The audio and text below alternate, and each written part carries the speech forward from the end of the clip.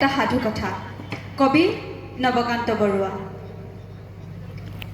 এইখন দেশ আমি চিনি পাওঁ, ইয়াৰে ৰজাৰে বাৰী কোঁৱৰৰ সাধু কথা আমি যুগ যুগ ধৰি নতুন গঢ়েৰে গঢ়িছোঁ।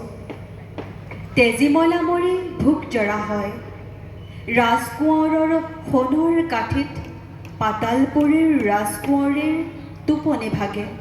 ওপৰত কাৰ পাখিৰ শব্দ, কলৰ ড্ৰেগন।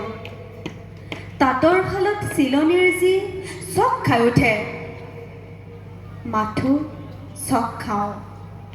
জানিছিলোঁ জানো এইখন মৰা দেশ, এয়া নৈৰ পাৰ। শামুকৰ খোলা ৰ'দত জিলিকি চকুত পিয়াহ লগায়।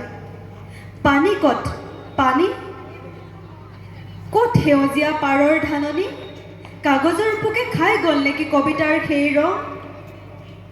লুইত শুকান, লুইতত পানী নাই, পাতকোৱাবোৰ পাতালৰ বিষ অহা পাত।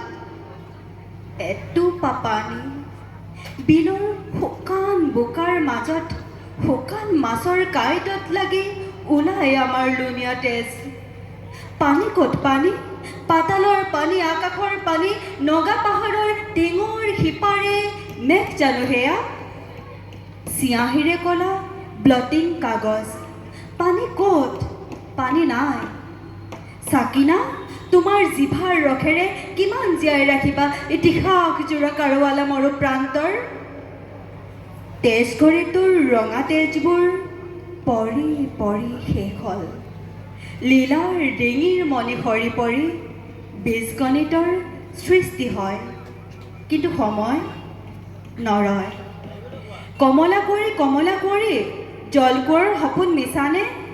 পানী ক'ত, পানী কিমান হ'ল, স্বৰ্গদেউ নাই, সময়ো যে নাই। আমাকে কোৱা পানী বা কিমানে হ'ল। কমলা কুঁৱৰী বুৰি গ'ল, কমলা কুঁৱৰী বুৰি গ'ল, কমলা কুঁৱৰী বুৰি গ'ল, আৰু ইতিহাস জুৰি পৰি ৰ'ল মাথো শুকান হাড়ৰ সিজু কাঁইটৰ দেশ, মৰা পৃথিৱীৰ দেশ। হাউদৰ নাও তথাপি চলিছে, হাউদৰ নাও খৰাং মাটিতো চলে। পানীৰ পিয়াহ হাউদৰ নাই, মাথো নুশুনৰ পিয়াহ। পানী দিম বুলি আমাৰ চৰাতে গাঁত খানি খানি সোণ বিচাৰোঁতে হাউদে কেৱল পালে হেজাৰ হেজাৰ ফুল কোঁৱৰৰ, মণি কোঁৱৰৰ লাও খোলাৰ জকা। আমি তাত এটি পুৰণি সাধুকে শুনো। শুকান বালিত, শুকান বোকাত সিহঁতে উচুপি কান্দে। আছিলো ৰজাৰ পোতা, তপত বালিত পৰি কান্দো আজি। আৰু বাকী বিলৈ, আৰু কি বিলৈ, কিহৰ বিলৈ। আমি জানো কি বেদনা অসংখ্য মৃত্যুৰ হেতু, তাৰ ওপৰেদি জীৱনৰ সৰীসৃপ আহিছে বগাই।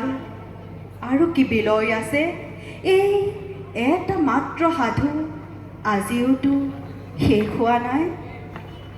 ধন্যবাদ।